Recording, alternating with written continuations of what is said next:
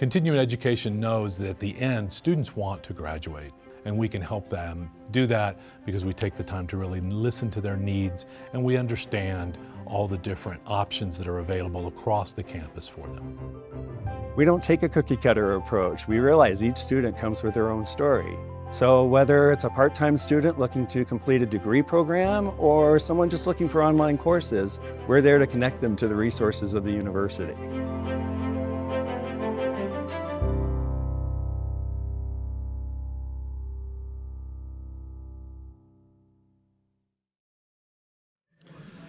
Hello, everyone. Today is Wednesday, April 10th, 2024, and it is 1:30 p.m., and this is panel number 17950, titled AI and Robotics, Displacing or Enhancing Our Quality of Life. I'm Jon Carroll. I'm your moderator for today's panel discussion. I have a master's in telecommunications from CU Boulder, and I went on to lead multiple robotics companies in the Boulder area, and I'm going to be guiding the discussion today, and I look forward to facilitating questions from the audience on the impact of AI and robotics on our quality of life. Before we get started, I'm going to read the land acknowledgement. The University of Colorado Boulder, Colorado's flagship university, honors and recognizes the many contributions of indigenous peoples of our state. CU Boulder acknowledges that it is located on the traditional territories and ancestral homelands of the Cheyenne, Arapaho, Ute, and many other Native American nations. Their forced removal from these territories has caused devastating and lasting impacts. While the University of Colorado Boulder can never undo or rectify the devastation wrought on indigenous peoples, we commit to improving and enhancing engagement with indigenous peoples and issues locally and globally. We will do this by recognizing and amplifying the voices of Indigenous CU Boulder students, staff, and faculty and their work, educating, conducting research, supporting student success, and integrating Indigenous knowledge, consulting, engaging, and working collaboratively with tribal nations to enhance our ability to provide access and culturally sensitive support to recruit, retain, and graduate Native American students in a climate that is inclusive and respectful. One other thing I'd like to mention is that we want to be sure you get a chance to ask questions. Here's how we'll handle the Q&A. We'll reserve the end of the discussion, last 20 minutes or so, for that Q&A. We're using a note card system to receive questions from the audience. At any time in the session, simply raise your hand to request a note card and pencil from one of our producers. Please write legibly. If you are a student, please note this on your question card. When you finish, raise your hand to hand it to the producer, who will bring it up to me. I urge everyone to please make your questions brief and to the point. And now I'd like to do a brief introduction of each panelist. For more information, you can find their full bios on the CWA website. Our first panelist is Amber Case, a renowned design advocate and author. She brings expertise in comm technology and its impact on society. With a background in location-based software and fellowships at MIT and Harvard, Case offers insights into the intersection of human experience and digital innovation. Next panelist is Christine Chang, a PhD candidate in computer science at CU Boulder. She specializes in human autonomy teaming and human robot teaming. Her research addresses misconceptions about AI and autonomous systems, drawing from her diverse background in engineering, education, and fieldwork. Dr. Mohammed Mahoor is our next panelist. Dr. Mahoor is a professor of electrical and computer engineering at the University of Denver, is a leading expert in robotics and technology for aging adults. As the co-founder and CEO of Dreamface Technologies, he champions the use of social robotics to improve well-being and quality of life. Our final panelist today is Ted Schmitt, the Senior Director of Conservation at the Allen Institute for AI in Seattle. He has over 15 years of experience in leveraging technology for environmental conservation. With expertise in applying AI to secure and manage protected areas, Schmitt offers invaluable insights on the intersection of technology and conservation efforts. So that's our panelists today. Welcome, everyone. I'd like to start us off by giving everyone a chance to kind of introduce themselves, as well as kind of give an overview of their views on the question of where do you see robotics and AI technology taking us in the next 100 years? Are these technologies going to improve our quality of life or not?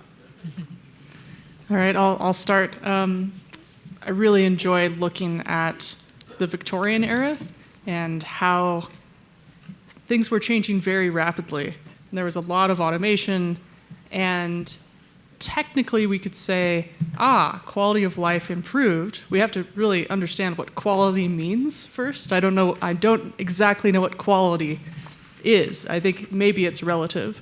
But also with supply chains, we took things that were happening in certain parts of the world, outlawed them, and put them into other parts of the world. So we could say some people, for a certain definition of quality, had their lives improved, and other people, for a different definition of quality, might not have had their lives improved.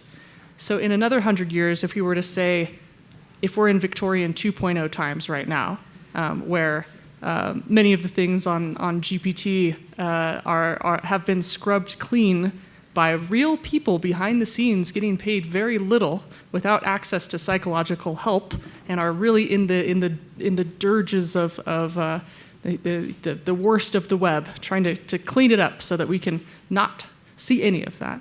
Then in the Victorian 3.0 era, in 100 years perhaps, we might be dealing with the same kind of things, but maybe more in a psychological labor experience instead of a physical labor experience. I don't know.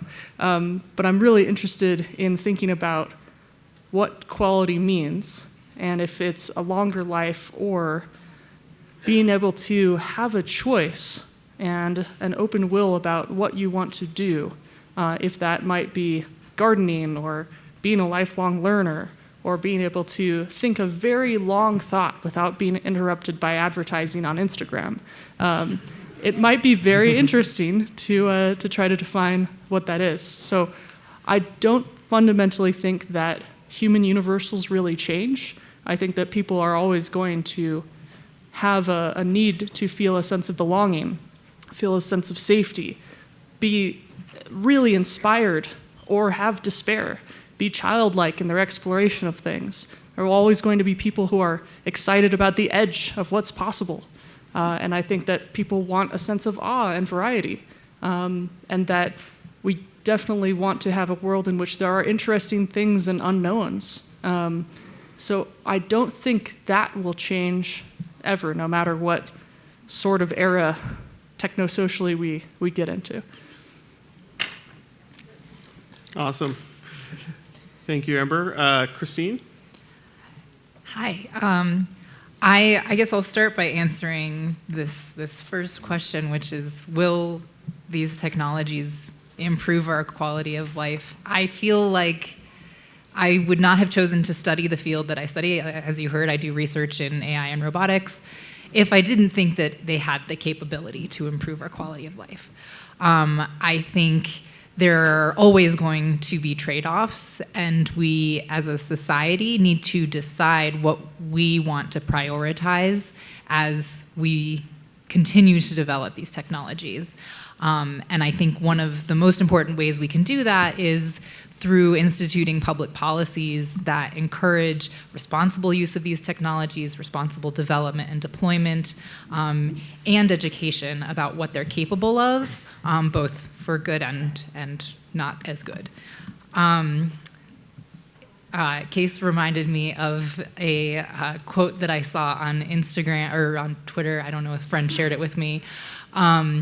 That somebody, an author, was saying that they really thought AI was gonna, do all of the mundane tasks so that they could have more time to do, the exciting and creative tasks. The AI could take care of the laundry and the dishes while they could do the art and the writing. And what has happened is quite the reverse. And so I tend to somewhat agree with the direction that things are heading, but I am also optimistic that we can kind of steer the ship in the right direction. Awesome, thank you. Okay, so I think it's my turn. Good afternoon, everyone. So I wanted to share with you my experience, with AI and robotics to answer the question. So I've been working on a social robot called Ryan Companion Bot.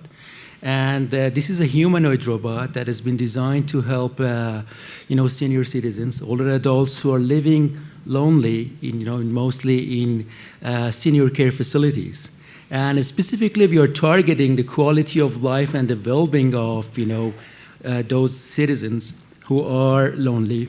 And the robot can recognize people's emotion and also can empathize with them. So that is going to touch on some things, on their depression, on their mood, and their loneliness. So the robot is able to socio-emotionally actually engage with people, improve their quality of life. And when it comes to quality of life, geriatricians and psychologists, they have defined, a list of defined questions to measure quality of life. And depression is one of them, loneliness is one of them, and independence is another thing. So there are at least, 30 questions that we ask people after we gave them our social robot, and see that how technology, how AI and technology, social robotics can really help people to improve their quality of life. We have done studies with more than 50 participants in different senior care facilities, and we have seen amazing outcome. And in fact, when we take the robot away from people after 10 weeks, some of them get depressed and they miss Ryan, because Ryan becomes their buddy. So yes, technology even can become your buddy and become your friend, and you can create a bond with technology and robotics. So yes, definitely we can improve and impact actually people's well-being and their quality of life using AI and robotics technology that is, designed specifically to help them, with their situation. I hope I answered the question. Great, fantastic. I think the lead-in for me there is that you've been very intentional about what you're trying to do and who you're trying to help. And I think that this question of will it improve the quality of life, well, it depends on our intentions and our goals. And are we trying to maximize how much money we make? Are we trying to maximize, what does quality of life mean? To take a non-AI example, and I was really glad that you referenced, Amy, I believe, referenced looking back at the Industrial Revolution. In a quite recent past, we've gotten very effective with technology at fishing the ocean, and we're literally fishing it empty. Now, you could say that's improved the quality of life of a lot of people who now have protein that didn't have it. It's created jobs, all of these things.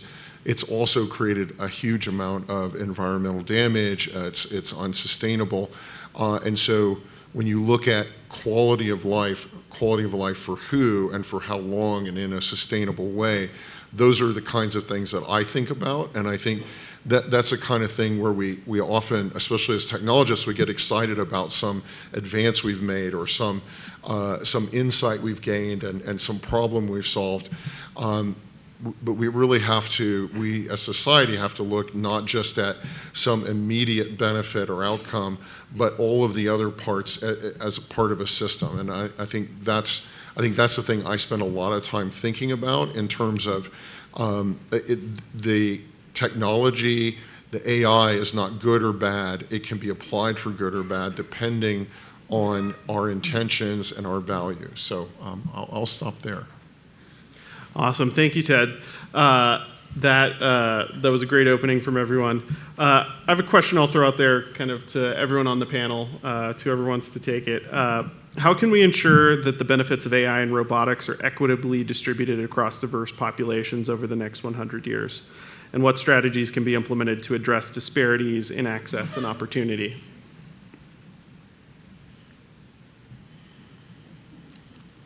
Who wants to take that?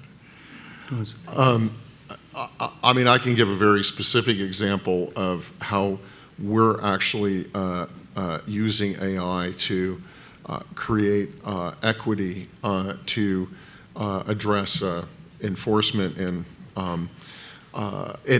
help under-resourced countries monitor their waters, try and understand who is essentially stealing their fish, stealing their resources.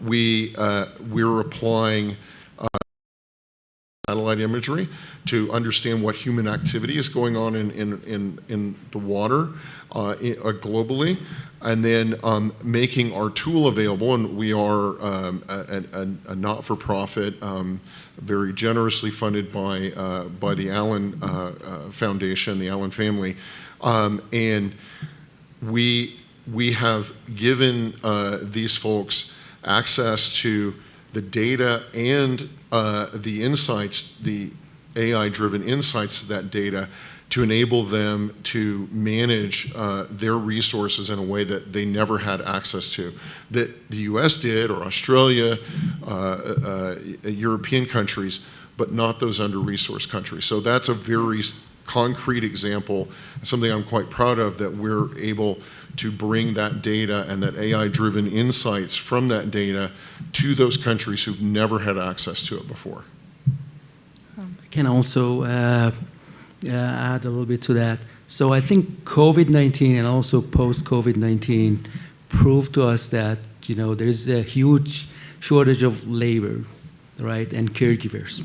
So with AI and robotics technology, we can provide, you know, care for people who don't have, you know, the budget or the money, you know, to have access, you know, to care and health care. So robotics technology, in my case, can help those people who cannot afford, right, for caregivers or, you know, nurses, or those who can help them out. So this way we can create, you know, AI can help with equity and create an equitable, you know, society that all people have access, you know, to healthcare. So that's how I would address it. You were ready to talk. Go for it. Hello. I'd like to give a couple personal examples of, I guess, a previous time in which my life dramatically changed because of a couple of programs. First, former Denver Mayor Wellington Webb had a program called Art Street, which targeted at-risk youth and brought them into University of Denver Auraria campus into an air-conditioned laboratory of high-tech Apple computers, where we were paid $6.50 an hour. Starting, you could be in it if you were age 13 to 18, and you were trained how to make websites, and then you were brought around to different advertising and tech companies in kind of the early .com boom, and they said, "Hey, once you're done with high school, we'll hire you." So I was one of these at-risk youth, as in the demographic that I was in was a difficult one, and it was very worrisome for me about what I was going to do in the future. Every once in a while, I would run into people that came from something, and I was so terrified by the comparative gap. So these programs completely changed my trajectory. First, it was a lab and a paid program where your transit was paid for, so that you could go get student discounts on software, learn how to use Photoshop, Illustrator, Dreamweaver, all of these programs, skilled local people who would be your teachers, and you were expected as 13 to 18-year-olds to make stuff that would be then used by the government. Government websites, how to get around town, I-25 construction project, all these. And when we went into the businesses, and they told us that they would hire us, it was the first time that I thought I might have something, I might be okay. It was huge. I was saved by a bunch of these different programs. I would say like Project Lead the Way was another program that taught mechanical engineering to high school students and then offered them jobs at Lockheed Martin afterwards. There's another program by ESRI, Environmental Systems Research Institute, that taught people geographic information systems. I was in that program when I was 12. My parents were trying to bring me to something. These programs were amazing, and so I would say the same models could be applied here, which is have enough funding from various organizations, have air conditioning. A lot of people are in the summer in places that do not have air conditioning and cannot think. make it on a public transit line so they can get there, or offer transit vouchers, pay for it so that they can pay for their own food at lunch and not go hungry, and then tell them that they're great and show them and empower them stuff that somebody might be doing in their mid-20s or 30s, and just treat them as if they are totally capable and give them the powerful tools. It was incredible. You could do this with AI labs for a couple weeks in the summer. Hey, we're paying you to be part of our AI lab where we're just going to play with GPT, and we're going to play with this modeling software. We're going to play with these things, and then 20 years later, see where they all end up. Because I guarantee it's a massive change. And it's that little confidence of somebody telling you that you're nothing your whole life, and then somebody actually telling you that it's okay, is a huge deal. And it's got to be done, in my opinion, with cool high-tech stuff, and then with loving, caring people to really be there for you and understanding where people come from. So that would be my response.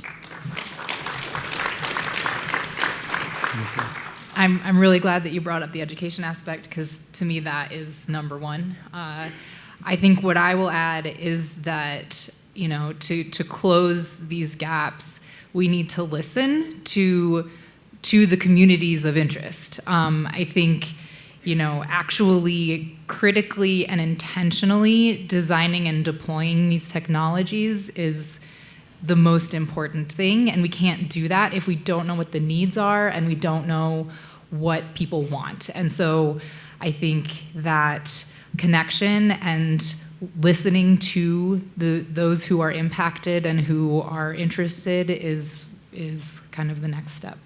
So. Awesome.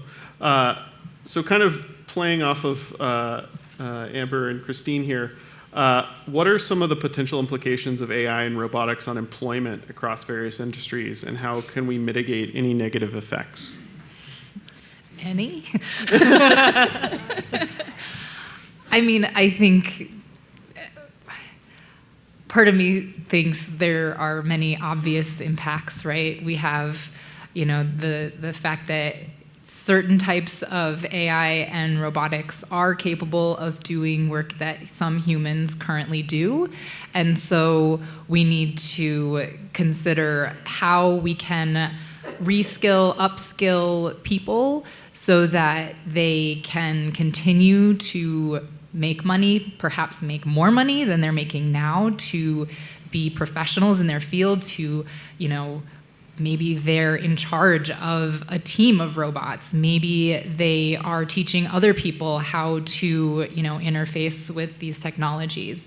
And again, going back to listening to what people want, right? So those whose jobs are already being impacted, how can we listen to them to know what they need and what their desires are, knowing that this is going to happen, knowing that this is coming, how do we mitigate that by listening to them and knowing what their actual needs are? Yeah, I'll stop there. You go ahead. When I was starting around when I was 10, I grew up in Denver, Colorado, nearby here. My parents were automated, which sounds very severe, but they worked in broadcast engineering. And at that time, an analog TV station, and in the early 90s, you would hand splice in your commercial reels and put up to 6 channels on the air at a time. It was a highly skilled blue-collar position that had a lot of culture and care around it. And how you got trained in it is you might have a high school in, say, Salt Lake City, Utah, that's going to have a broadcast engineering thing as a program. You would take it much like you would woodshop, and then you get placed at a local TV station. You could be there for life. So both my parents met at the TV station. My mom went from being secretary at the TV station to being master control operator, which was the highest paid job at the TV station, the most technically intense. And my dad was one of the broadcast engineers, and they worked there. And then digitization happened. And I remember my mom dropping out of work to take care of me for a couple years, and then applying to a television station position. And of course, they hired her. She had all this experience. And her job was to babysit the robots that did her job before, and then somebody watched her watching the robots. In a room with no windows, nothing to do with your hands. And my dad's job was to automate the analog stations that were left in the world. And once he was done, he was laid off and then died. Anyway, this sucked. To already be in a situation where my parents said, you could just do this and like you don't need to go to college, and then know that this is happening and watch it happening and be a part of it, and then have to figure out, how do I have a job that's not automatable? What could they have learned so that I didn't have to go through this and then make enough money to take care of them, and then be too late? Because my dad never had any management skills, never understood what was really happening, could not really play the corporate politics. And by the time he got shifted out of the Denver, Colorado position to Cleveland, Ohio, he didn't understand that he was just being downsized, and that he was going to be laid off just as anything. And in some of the stations he worked at, there was a note on the wall that said, if there's a fire, we'll take all the oxygen out of the room and you have 30 seconds to leave, or you will die, because our equipment is more important than your life. What could have happened differently? I don't know. I mean, I've been thinking about it my whole childhood. Could they have been trained to be managers? Could my dad have gone to work at Bell Labs, where I really wanted him to work, where he could have worked on microphone and speaker technology? How could he even get there? The economic situation of moving to New Jersey seemed impossible. But I wanted to be able to tell them that this was coming, have a period of time, a slack, where they could have done something else for 6 months, so that they could have rerouted themselves into something that was just as interesting to do, where their brains could have really shined because they were quite brilliant. But when my dad switched jobs, there wasn't even a couple of days before he had to start the new job. A couple days to move across the country, because it was a not so highly valued job and they had no savings. And so I think part of it was, hey, financial education. Hey, not just all this other stuff, but a more well-rounded situation would have allowed them to have a bit more metacognition about what was happening, so that they could have continued to learn and had all these extra skills that if one of them gets automated, they can rely on this other packet of skills and that they can keep learning. But they didn't even have time for that, and so they withered. And so I think that's a thing for possibly everybody. Even if you're in a really admirable position, it's kind of a tortoise and the hare thing. Like, stop and think about the things that you're really bad at and try to learn what they are just to keep your brain in good shape. Because these things can happen really fast. And yeah, I'll stop there, but it's just, hopefully you all have more ideas, because I've been stuck personally. Amber, I'm really sorry, for what you and your family went through. But no matter what, we are going through another industrial revolution, whether we like it or not. With AI, it's happening, right? So, but we have to be educated and be prepared, for what is happening. And AI is going to change, and shift the paradigm, right? Some jobs definitely will go away. New jobs are going to be created, but it's going to be a different world, in 10 years with AI. And it's like, any other industrial revolution, when we had, steam engines, or then cars, and then computers, and so on and so forth, right? But I wanted to talk about the good stuff. Definitely AI is going to have a huge impact on the medical field, on diagnosis, on creating, medicines and drugs. And this is going to be a huge change, that is going to happen in the near future. We will have access to data, and we'll be able to create, models, not just from a certain country, but, from the whole world. And that is going to help doctors and physicians, right, to do their job better. I'm sure that you're aware of, how many misdiagnoses that doctors, make every year or every day, right? Hopefully with the AI, the number of, these kind of diagnoses are going to go down, and then they will do a better job for us. That's all I can add for now.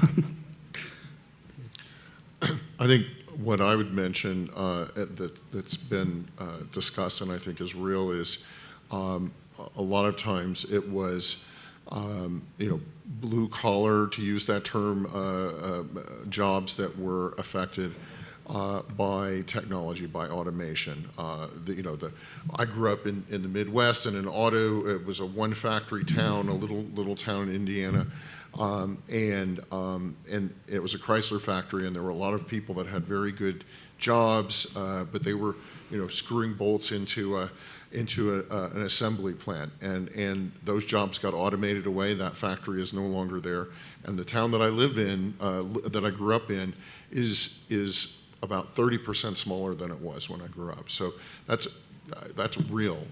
Most of the guys I grew up with, if they didn't leave and they stayed there, they have jobs that are not as good as their parents' jobs, and so that's real. And I think with AI, it's interesting. It's going to move up the stack. It's going to be more professional people who are going to be able to be automated away in a sense.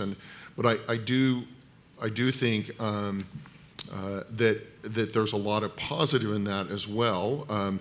I gave the first example of giving access to data and analysis to under-resourced people that have never had it. One of the things that we constantly hear when we're trying to support people, and I work a lot in Africa, is that we need capacity building. We need more capacity. And what we see constantly, and Mohammed mentioned it right at the beginning, is there's actually a skill shortage, and there's a skill shortage there too. As soon as those folks do get the training, do get those computer skills, they find jobs that are a lot more lucrative than what they were doing, and then we get the calls again, we need capacity building. And it's like an endless cycle of capacity building. And by bringing essentially the experts, if you want to call it experts in a box, to those folks and giving them access to those expertise that have been automated some way in the AI, we give them the ability to do things they were never able to do before, because now they have access to experts and expertise that they never had before. So there's a lot of really hard balancing here of good things and things we have to really intentionally. I always go back to the word of what's our intention, and we have to be very intentional about. We can't just throw some money at job training programs and things like that. And I think that's what Amber was saying, is we have to be really intentional about who's being impacted. Try and think about that as far ahead as we can, and think about what's reasonable to help people transition to a new place. Thank you. So one thing a lot of people talk about, around this subject is the topic of like universal basic income, right? Like if we build robots and AI that are, doing all these jobs for us, and we're able to sit back and create art and literature and write, do any of y'all have thoughts on, that as a path, or see that happening in the next 100 years in response to robots and AI?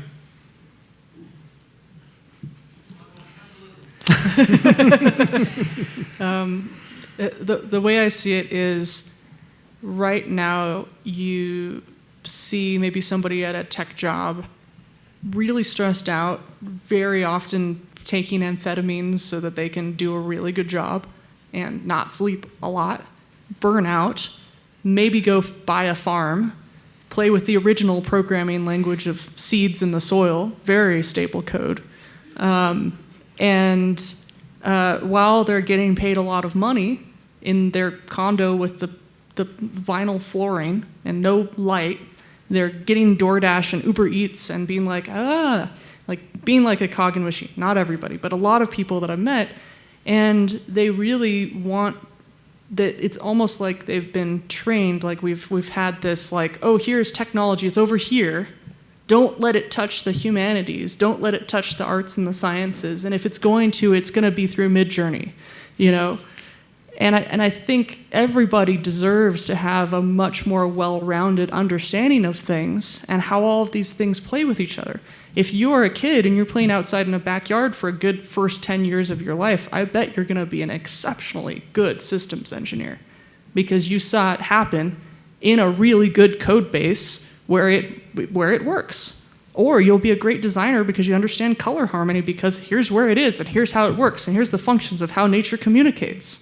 And you learn how to see things, and you see things over time, you see decay, and you see all of the pieces. I think if people are a little bit, if they're a bit more abstracted from that, there's a kind of misery that comes from that abstraction, where it's like, I feel like everybody needs to know how to do something. It's not necessarily that they need to be able to do poetry and art. Some people want to make an automated home system and have a great time seeing what the house can do, and that's also creativity. But to be able to choose is really interesting and important, and I think the idea of having tech separated from nature, or I'm only good at math and therefore I'm never good at these other things. It's like, what can you learn from all of the other pieces? And so I think I lost track of the question and went on a rant. But anybody that I've known that's had just a bit more of the real, and I would like to see like a kind of revenge of the real, whether that's, what's your first computer? Oh, it's a cassette tape player with analog tape. That's what you get to play with for a little while. Just to see how things work, I feel like it makes really great programmers, where you have programmers whose parents are contractors, and they had to live in a house that was constantly being under construction. And you bet they're very good at writing code because they understand that things are finite. And I think when we go full digital a lot, we think that things are just infinite. We'll just have infinite resources and infinite venture capital and infinite this and infinite Uber Eats, and like not really understand the stuff that's far away. How does that Uber Eats driver actually feel? How far away from the city center do they live? Do they really enjoy driving around with a bunch of hot plastic in the back of their car for 8 hours a day? Do you know when they are actually using the restroom? Like these are things that, well, you can only think about those things if you have an anthropology degree. Otherwise, it's just negative. No, we need to be able to understand not just the front of house. And it's like you see these people being like, and then we'll just automate everything away. Well, if you're making an automated bathroom cleaning technology, and it cleans almost all the stuff except the really bad messes, then the humans have to clean up the really bad messes, and who cleans the automated bathroom cleaner machine? That's terrifying. I think there's this thing that everything can keep getting automated, but who maintains it? And I think a really important part of building systems is making maintenance easy for the systems, making failure soft instead of intense, like an escalator reverts to stairs when it breaks, and allowing things to be thought of as whole systems, including the externalities. And I guess as a last part of this rant, I was thinking that when I was a kid, I looked at the Vogue magazine spreads where it's like, and this blouse is $2,000. And I thought of making one with like original peoples, where you're wearing something that's been created by your tribe, that's been there a long time. What's the actual price? And I put like $500 million. What does this polyester t-shirt really cost? What does this leather jacket actually cost if you put the environment into it? Here's a $500,000 leather jacket at H&M, because that's how much it cost the environment in which it was produced, including the water, including the chemical dyes to produce it. And I think if we start thinking a little bit more systemically and get parts of our brains that aren't good at certain stuff to kind of wake up, because we're all very, very smart and capable, it's just as annoying to learn new things, then I think all of us will be able to kind of meet in the middle and be able to communicate a little bit better with each other. I want to get back to that question about we can all sit around and write and create art. I don't know how many of you read a week ago that an AI created a Picasso that was quite hard to tell from a real Picasso. So don't think we're all going to be sitting around creating art. The AI is going to be creating the art too. It's just going to be copying Van Gogh and Monet and Picasso and all of that. So I think that's the wrong way to think about it. We're not going to have to do these boring, mundane things. We're going to get to do fun stuff. I don't think that's really the right way to think about it. It's going to become part of our lives, just as the things of the Industrial Revolution have become so much part of our lives we don't even think about them anymore. Imagine a world, I mean, my grandfather only died 10 years ago, and he was over 100 years old, but he remembered horse and buggies, and that wasn't that long ago. And I think, you know, when we ask, well, what's it going to look like 100 years from now? Frankly, I don't think we have a clue what it's going to look like, but it's going to look very different. Yeah, anyway, I had to say something about art because it's, oh, and there was one other point that I wanted to say too. One of the things I do is I'm on the external advisory board for the School of Language and Culture at Purdue University, where I'm an alum, and they, the department, we met with the faculty. They are petrified of their jobs being eliminated because who needs to learn languages anymore? It's all going to be like Star Trek, where you have a universal transcorder, and you just put it in your ears, and somebody speaks a different language, and you hear it translated the way you want. The department hired their first 2 computational linguists on faculty, and the rest of the faculty that's been there for 30 years has no idea what to do with these young computational linguists. They don't even know quite how to talk the same language. So these are the kinds of ways that things are going to get manifest. There you go. The Babelfish. I was just looking at Duolingo's statistics, and Duolingo is your friends will try to get you to learn a new language with them programmatically. But they're releasing all of these ancient languages in Duolingo, and nerds are like, wow, I would really like to learn this weird language that's endangered because I want to learn something weird.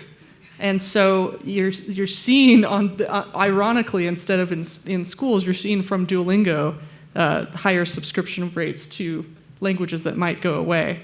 And then Duolingo has to hire people who are experts in these languages to do it. And I don't know how effective Duolingo is and how long people will stick with it, but I think there's nothing like reading a text in the original language which it's supposed to be in, and maybe, you know, part of the next generation's courting strategies will be the flex of knowing that original language and singing poetry to somebody in that would be a revenge against automation as a countercultural move, and it would be very fun. So, I need to go find out if I can learn Sumerian. Can I add something? Go for it. So I getting back to kind of the original question, but following on from what was just shared, I think technology will continue to give us more time, right? It always has, but then what we choose to do with that time is really ultimately the question. So, you know, the car was invented, so we needed to take less time to travel. And so we could get places faster, and now what are we doing with that time? Well, we're being more productive, right? In this capitalist society in which we live, we use that time to figure out how we can make more money and do more things with our time. And you know, maybe that includes learning another language, or you know, learning how AI works. It could be anything. But I think if we want to do something differently, we need to be very intentional with how we use that extra time that we're being given with this automation. And that is going to take a very concerted effort by a significant number of people. And I don't know that will happen in the next 100 years. Thank you. I would love to get one other question in here before we go to audience questions. And I'll direct this at Ted to start. I know we talked about it a little ahead of time, but what role should governments and regulatory bodies play in overseeing the development and deployment of AI and robotics? And how can we ensure responsible innovation?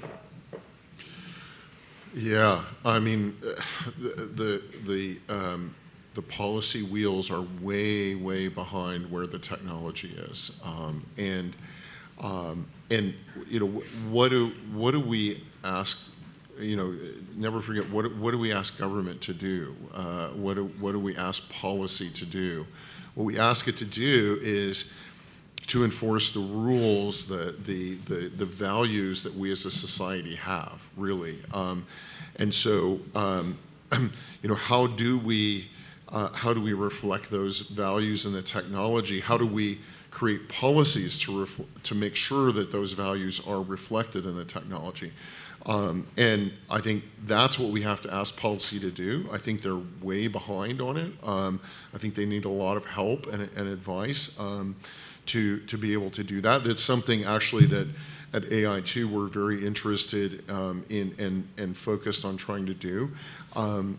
Openness is a big part of that, creating openness and transparency as to what these models are doing, what's inside them, so that people can see how they work and how they tick, if they've been loaded up with biases, intentional or unintentional, so that there is an opportunity to make sure the values we have are reflected in the policies and then into the technology that we develop. Thank you. I just wanted to add a few things about policy. I know, as you said, the government, is way behind, what's going on and is happening in AI. But there are a few keywords that I wanted to bring it up, and I want you to, maybe do research and about them in your spare time when you learn about AI. So fairness is one of them. Bias in AI is another one. And another one is transparency and explainable AI. So one of the big issues with most of the AI models that we have, they are like black box. We don't know what exactly is happening. Why an AI model makes a certain decisions, to make some predictions or recognitions, right? So it's not explainable.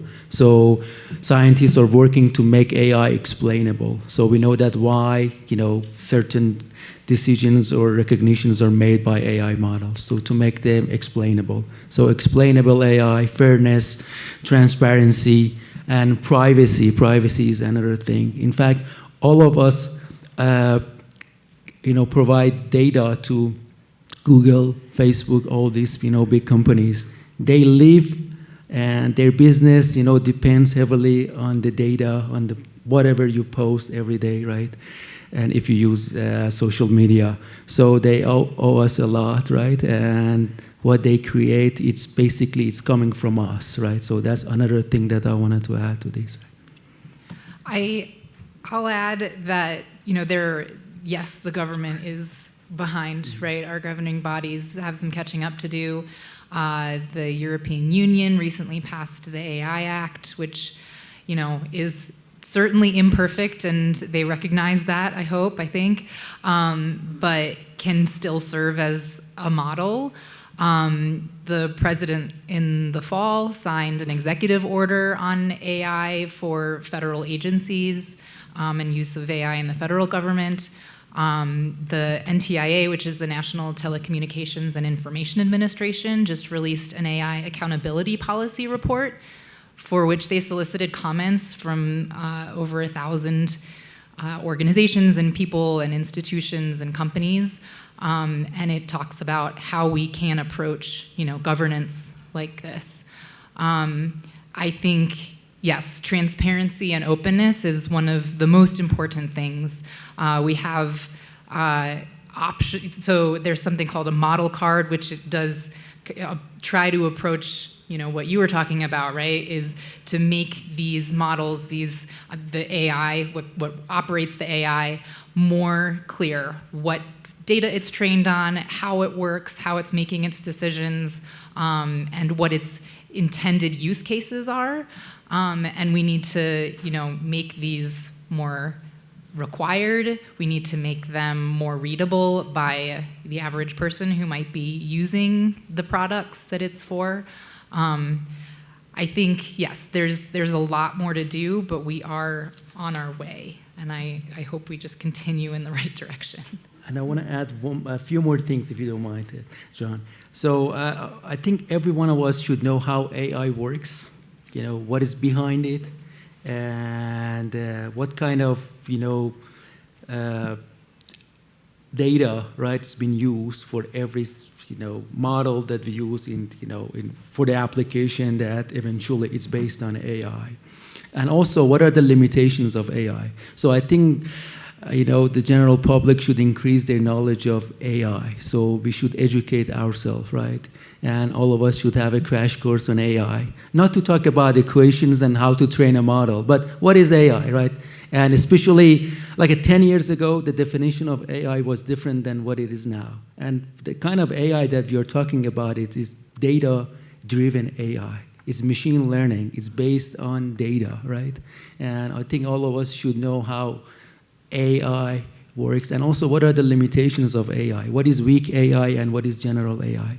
For example, does AI have consciousness? Is it self-aware? Does it know that it exists or it doesn't exist? These are the big questions that are not answered, and it's going to take years to be answered. There are so limitations, AI. So people may be afraid of AI, right away, that, oh yeah, they're going to create an AI model that's going to take over the world. No, we are far from that, right? But it may happen, but we have to be very careful, and the policymakers, right, should be careful, and when they draft their policy, the policy. Yeah, I'll say a few things. I was very interested as a kid in copyright law, and I tried to get into this fellowship program called the Berkman Klein Center for Internet Society at Harvard Law School, where Creative Commons came out. And I thought of Creative Commons as this amazing prank on the kind of copyright system that was executed very well. If you put a photo up on an early social network, you could license it as Creative Commons, share alike, or public domain, or attribution. You can use this photo anywhere you want, but please attribute me as the photographer. Or attribute me but don't change it. Or you can attribute me and change it as long as you attribute me, or you don't have, all of these little permutations. But when you actually read the kind of legal code, it's very human readable, and there's a symbol that represents that legal framework as a CC by SA, just very small, 4 letters acronym that represents this much law.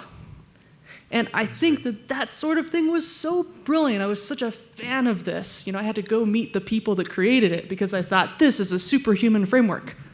It's kind of like the equivalent of having a bathroom door sign that has some sort of iconography, where you don't have to know a specific language to be able to understand the potential universality behind that. Or a fire extinguisher or something. Or there's a cartoon of a fire. You know what it's for. So I was also thinking about when the United States was founded, the idea of making a Declaration of Independence, but more importantly, a Constitution.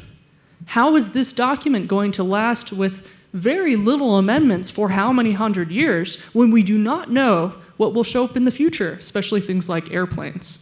How can we apply this thing to new stuff that might happen? And I think what's missing right now in government and governance and constitutional law is really this kind of method, either a symbolic representation that says something that's complex over here, that's easy for the general public to be able to wield, and 2, being able to understand technology at a much more zoomed out level, that you have a framework that anybody in Congress and governance and in the community can understand what is really going on, so that they can write documents that can work no matter what happens. It says, and it's not just Asimov's laws of robotics, which was an attempt at that, where the science fiction won out over the real world, and now we reference that, but something where it says, hey, no matter what, the human universals are here, and here are the technology universals that don't change, and this is flexible enough that when things do change, we can say, it's like that pattern that you might learn at Harvard Business School, right? It's pattern A. What's pattern A prime? With a little hint of P, B, and C, absolutely. And X, and there's 27 patterns possible. And we've chunked it down into this nice system, and now, okay, there's going to be some edge cases, and those will go to court, and we will have legal scholars and anthropologists and people there to determine this, and then that will set the precedent for the next thing, like it was supposed to do. Somehow we don't have that, but we could, and it could be amazing. Absolutely. I think we're missing that. And Amber, that's a very great idea, wonderful idea. It's like this water bottle or any plastic water bottle that you have, right? There's a recycled, like a label on it, right? There are numbers on that. Like for copyright, there are, acronyms and codes. For AI models also, AI products, AI applications, there should be some sort of code that tells us that, different aspects of the model and the application, then we understand what does it mean. For example, in the world of copyright, when you say MIT license, I know what it means, right? It means that I can do anything with that, piece of code or data, right? And so on and so forth. So I think we should have something like that as well with AI, and that we don't have it. We don't know exactly what kind of data is being used, right, to train it, or whether the model is doing, is fair or is not fair. Yeah. But I think it's tricky because with Creative Commons, you have the Copyright Office. Like that is, you have this governing body that says this is what copyright is. We don't have an AI office, and I don't know that we should. This is a big debate in the field, right? But and AI it touches so many different technologies. You can use it in a car, you can use it in a computer, you can use it in medical equipment. You can it applies to all these different industries and agencies. And so to find a universal way to indicate, what is in the data or how it was trained or any of this information, I think is much more complex than Creative Commons was. There is a government agency that we've been interacting with, the National Institute for Standards and Technology, NIST. They're being asked, they're not capable of answering questions, but they're being asked, and they are what the U.S. has that would be that body, right? To put the UL sticker on it, right? And that's sort of what we're talking about here. They're not equipped to do it, and maybe they're not the right ones to do it, but they're the ones that are being looked to right now because there's in a vacuum. Yeah. So it's interesting to as a anthropologist and a digital paleontologist, people overlook these a lot of different papers where a lot of people will do startups. They will not spend the 3 months or even 2 weeks looking on why, who has done this before? Has it failed or not? Are the market conditions okay or not? And they spend millions and millions of dollars to do a thing that was proven that you shouldn't do. And their entire departments of tech that I won't name, they keep doing this again and again. They're doing the same thing that was done in 1960 or 1975 or whatever. And so looking back on any of these things, I was really interested in college in finding papers about VR, AR, and AI that read like someone would write today. Mm-hmm. To see if I could find the people who wrote in a way where, it just seems contemporary. Kind of like when I first read Plato as a kid, I was like, oh my gosh, I want to meet this person. This person is the most clear-minded person I've ever seen. Look at these cool principles of governance that you could, okay. But this was the issue, is like sometimes you can find stuff that's evergreen. And what if we took the idea that technology doesn't change and see what you could do with that framework? Not because it doesn't, but if you switch the kind of cognition on it. And these cool Underwriter Laboratory stamps that say, your hoverboard's going to be safe to put on an airplane because we've tested electronically, that's one thing. But having some sort of flexible, constitutional framework that's based on a historical understanding of how people have dealt with weird technology in the past, whether that's been electricity or steam locomotives or what could we learn 1,000 years ago when people started to put in water-powered things to crush up grain?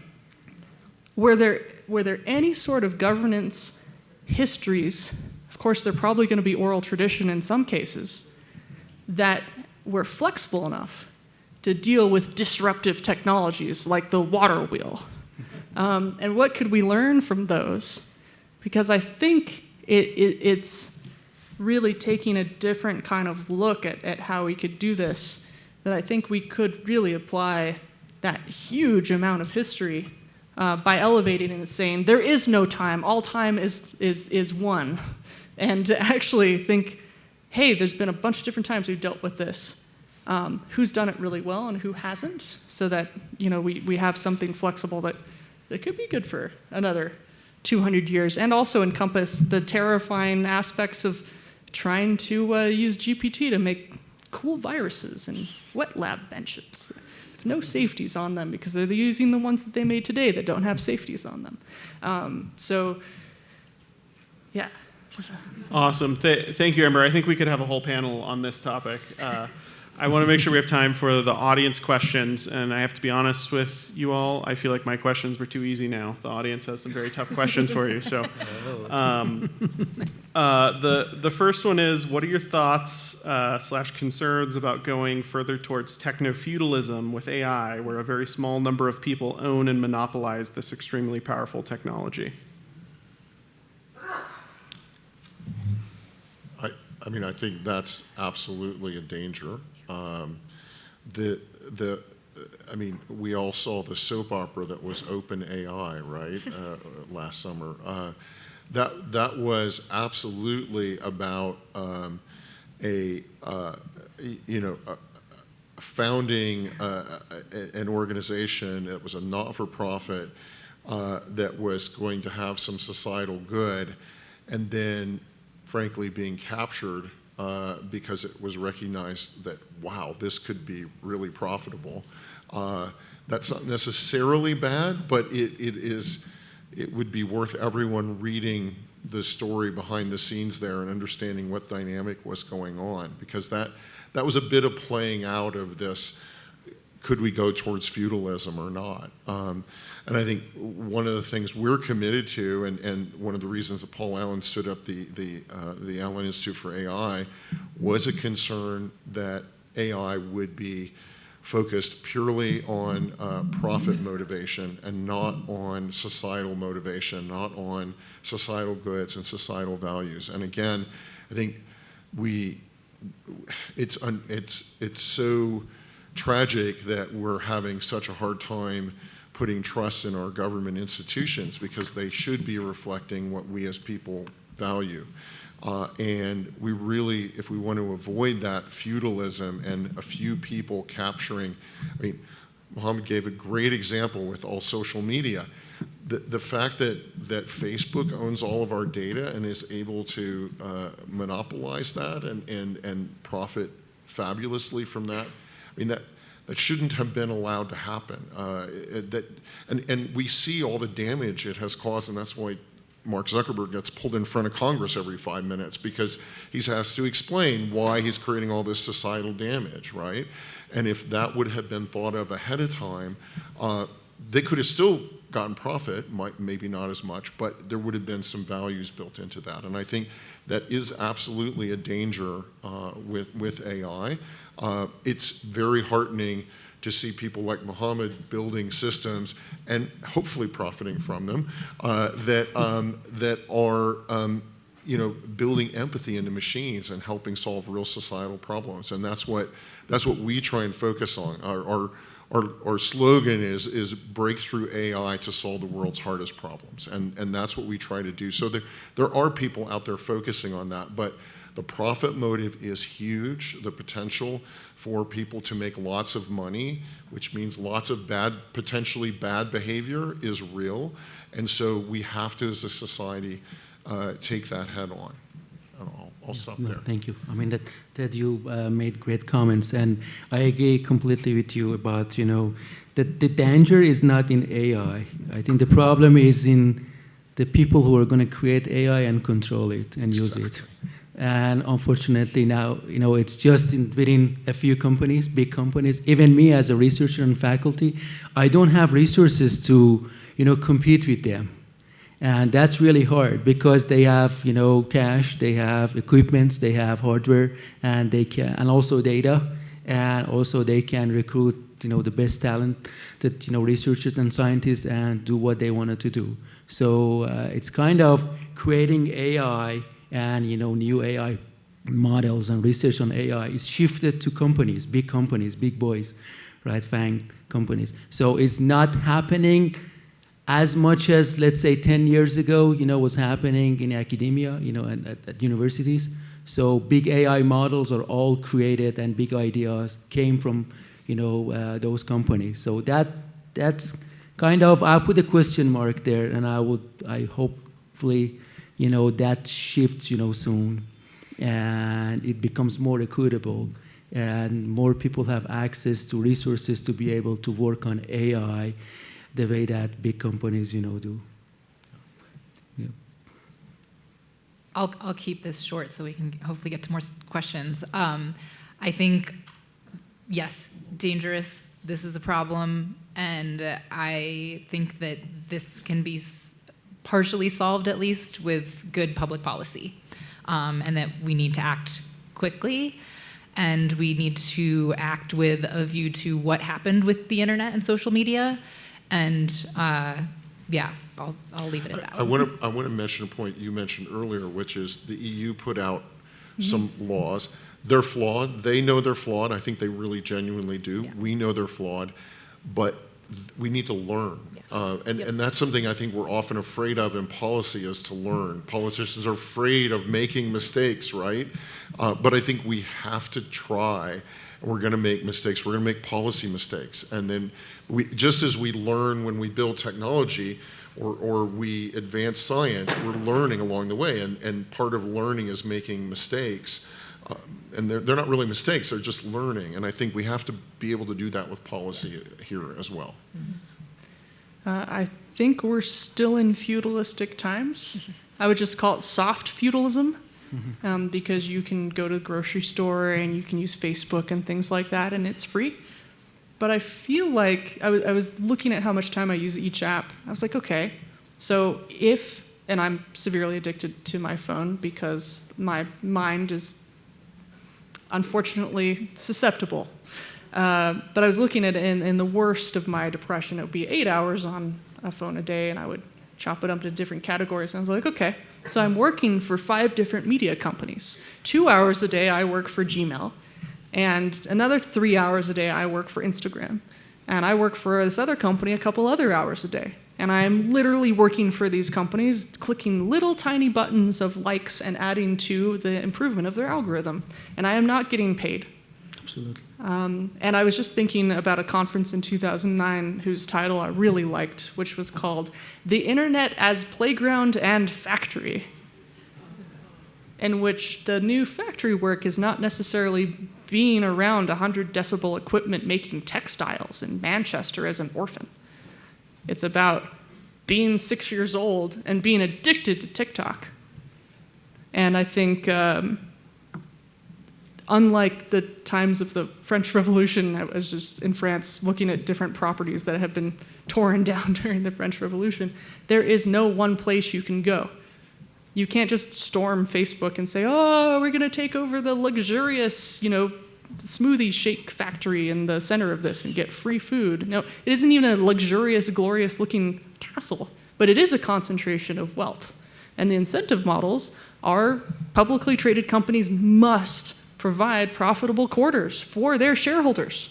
They are a kind of algorithm. They are a kind of person. And I really like family-run companies. And in Germany, you have a great middle class of family-run companies whose incentives are to produce useful stuff for people very well and take pride in that. And you can go into that as a person and learn that at a trade school. So I think the incentive for a bunch of people, including me as a kid, I was told, you can make a startup and you can go public, and then an investment banker will take half of the money. But what was the actual thing? Oh, it's celebrate when you raise money and celebrate when you go public, not celebrate making a really, really good product that people rely on for years, like microfiche. I think that's a pretty cool product. And so I think that the incentive models are really annoying.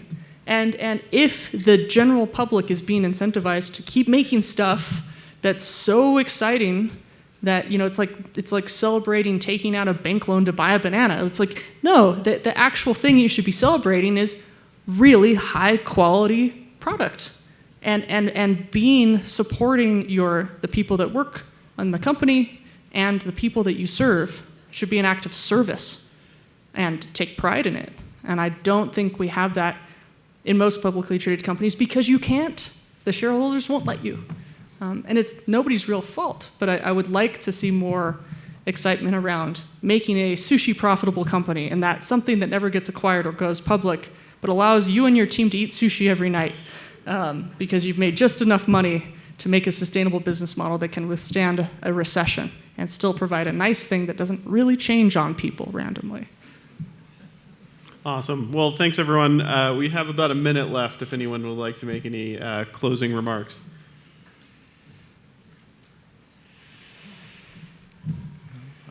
I don't have anything to add, but this was a great discussion. Thank you. I think Mohammed suggested that everyone educate themselves a little bit, not how AI works, but what it is.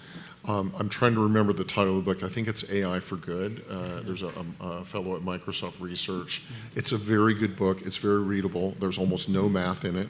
And it starts with Babbage, for goodness sake.